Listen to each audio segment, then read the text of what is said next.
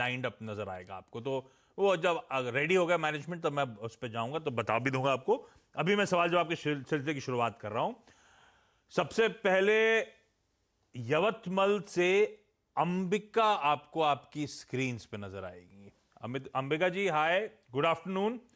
ये कब से शेयर गुड मार्केट्स में आफ्टरनून। आप अंबिका जी, और कैसा रहा अब तक का शेयर मार्केट्स में आपका performance? Hello sir, good afternoon, nice to meet you. Same here मैं मैम। मेरे मामा और मम्मी 2 इयर्स से करते थे शेयर मार्केट में। हाँ। तो उन्हें देख देख के मुझे भी इंटरेस्ट आने लगा। तो मैंने तब से ट्रेडिंग करना स्टार्ट किया है।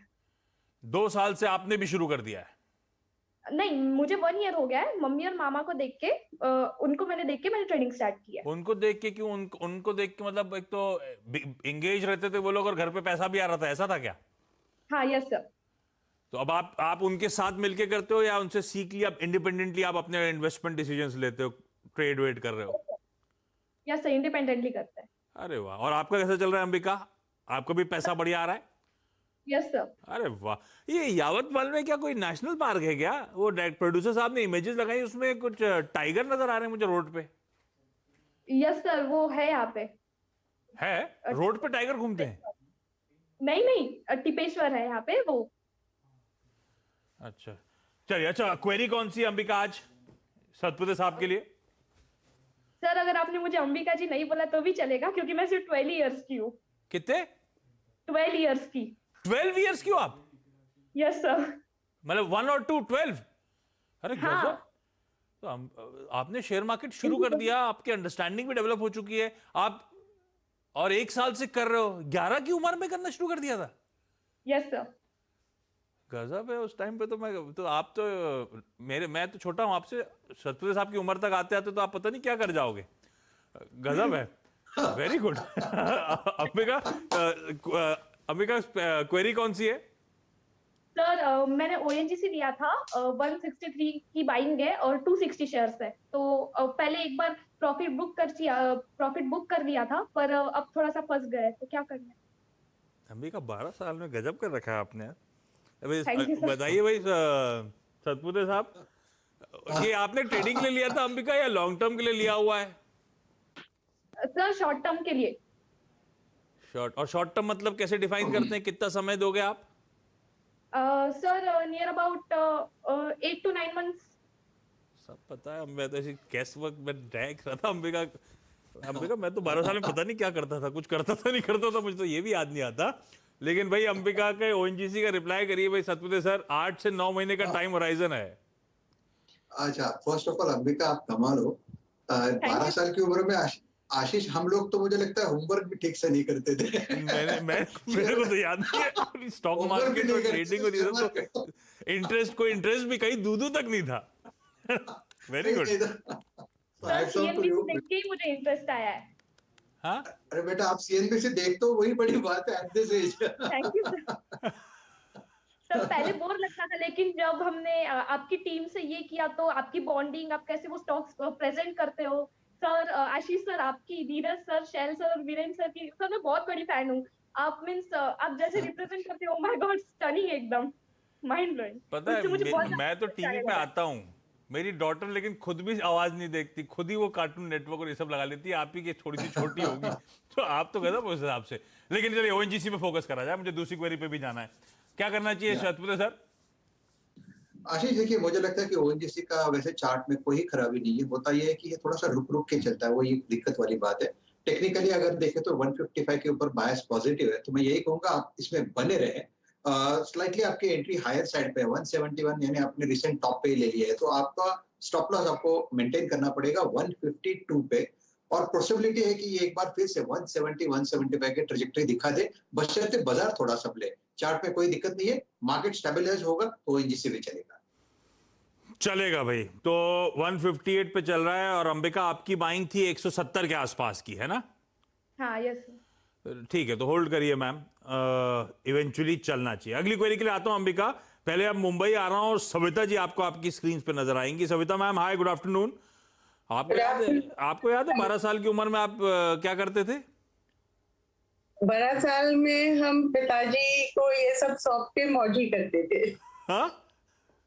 पापा को सौंप दिया था ये सब और मौजी में थे, आम के पेड़ पे चलते थे। हाँ, यही सब कर रहा था उस उम्र में। लेकिन सविता मैम, आप कब से शेयर मार्केट्स में कैसे आए, क्या ट्रिगर बना?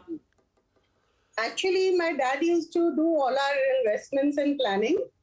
Then, when now he's no more since last 3 years. 2 साल तक मैं बहुत भटकी कि कहीं से कोई ऐसा वेल्थ मैनेजर या कोई मिल जाए, बट आई रियलाइज कि खुद मरे बिना स्वर्ग नहीं दिखेगा. So finally, I took it up in my hand, and last, I think 1.5 years, I have been trying to, make the shares into various sectors and how to, I'm learning by, you can say, self-learning. In fact, one of my questions to you people will be, I want to learn properly the technical and fundamental analysis. And I am an investor as well as I am a trader. But which course will be the most holistic? ये तो मुझे idea नहीं है, ये तो sir बताएंगे। मेरा तो सविता मैम, क्योंकि मेरा बैकग्राउंड ही था फाइनेंस का, मास्टर्स करते हुए एमबीए करते हुए फिर मैं इवेंचुअली इस फील्ड में आया था, तो अब कोई स्पेसिफिक कोर्स नहीं था मेरा, तो ओवर द इयर्स इसी फील्ड से जुड़े हुए कुछ ना कुछ करा है मैंने। लेकिन सत्य सर, कुछ टेक्निकल के लिए कुछ है क्या बढ़िया क्लासेस जो आप रिकमेंड करते हो, या कोई ऐसी बुक जो हम पढ़ लें और आप जैसा बन जाएं?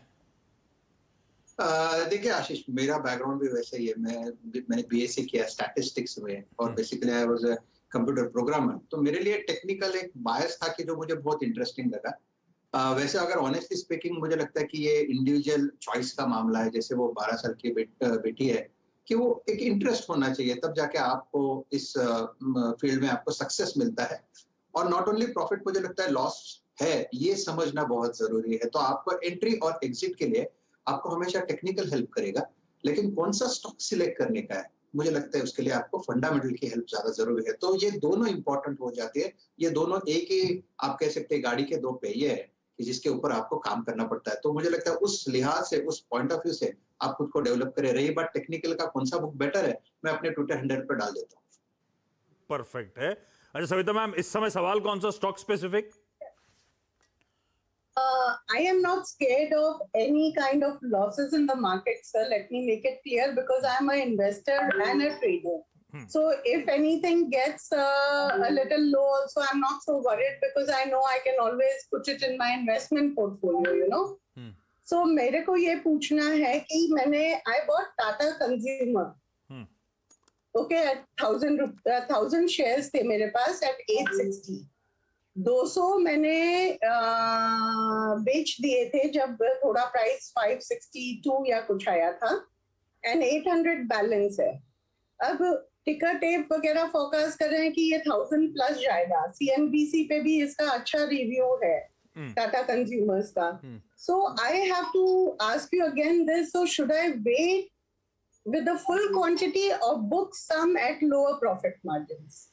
So I'm not scared of losses. I can always keep those stocks that are not doing well in my investment portfolio. That's the wrong approach, actually, Savita ji.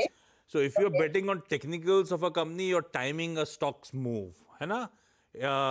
उस पे मैंने fundamental research नहीं कर रखा है. That's not a long-term bet that I'm going to take. That's probably a momentum trade, है ना? That's an art that I've developed over the years. कि उस चार्ट के उस मोमेंटम को चेस करना है मुझे स्पेसिफाइड टाइम फ्रेम में विद अ स्टॉप लॉस। हमने जो नहीं चला उसको लॉन्ग टर्म पोर्टफोलियो में डाल दिया, दैट्स अ रॉन्ग अप्रोच। हमने उसकी फंडामेंटल स्टडी करे नहीं लॉन्ग टर्म के लिए, हमने उस टेक्निकल के उस मोमेंटम को, स्पर ऑफ द मोमेंट के लिए वो स्टॉक लिया था, तो उसको उसी तरह से ट्रीट करना था। टाटा कंज्यूमर की बात जहां तक है, तो मुझे लग रहा है लॉन्ग टर्म वाली बेट है। राजेश जी, क्या करना चाहिए टाटा कंज्यूमर? 80 नहीं है, उन्होंने मेरे ख्याल से 800 स्टॉक का 800 है, और ये फंडामेंटली गुड कंपनी में ही मैं ट्रेडिंग पे मैं फंडामेंटली गुड कंपनी। अच्छा, तो आप तो बेसिक आइडिया आपका कि आप फंडामेंटल थोड़े से जांचते हो, उन अच्छी फंडामेंटल वाली कंपनीज में एक ट्रेडिंग बेट भी लेते हो, जिसमें फंस भी गई तो I have that safety of a good fundamental background. Rajesh ji, क्या करना चाहिए भाई? फंडामेंटली इन्होंने पढ़ रखा है, अच्छी है, टेक्निकली आप बताओ कब तेजी आएगी, कब 4 डिजिट में वापस 4 डिजिट में जाएगा? देखिए आशीष, यहाँ पे 2 चीजें हैं। टाटा कंज्यूमर अगर आप चार्ट देखें तो यहाँ पे एक ब्रेकआउट हुआ था, और कुछ खास नहीं, कुछ 2 दिन पहले की बात है। 840 का वो लेवल था, 840 का ये ब्रेकआउट है और उसके ऊपर ये खुद को कंसोलिडेट करता है। मोटा मोटी द जिस्ट इज, मुझे लगता है ये चलेगा। अगर ये 840 का लेवल होल्ड करता है, 840 टू 830 पकड़ के चले आप, क्योंकि वहां पे मूविंग एवरेजेस का सपोर्ट है। तो मेरे हिसाब से तो एंट्री ठीक है, यहाँ पे आपको थोड़ा स्टॉप लॉस लगाने की जरूरत है। और स्टॉप लॉस का हो गया, देखिए मैंने यहाँ पे 830 सजेस्ट किया, लेकिन जो आपका व्यू है तो थोड़ा मैं स्टॉप लॉस को मॉडिफाई करूंगा 810 का, 810 का आप स्टॉप लॉस रखिए, क्योंकि आप थोड़ा सा होल्ड करते हैं तो 810 के स्टॉप लॉस के साथ बने रहे। बाजार चौपी है, स्विंग्स मिलते हैं, सिर्फ पेनिट्रेट होता है, स्टॉप लॉस हिट होता है, इसलिए मैंने स्टॉप लॉस को नीचे किया।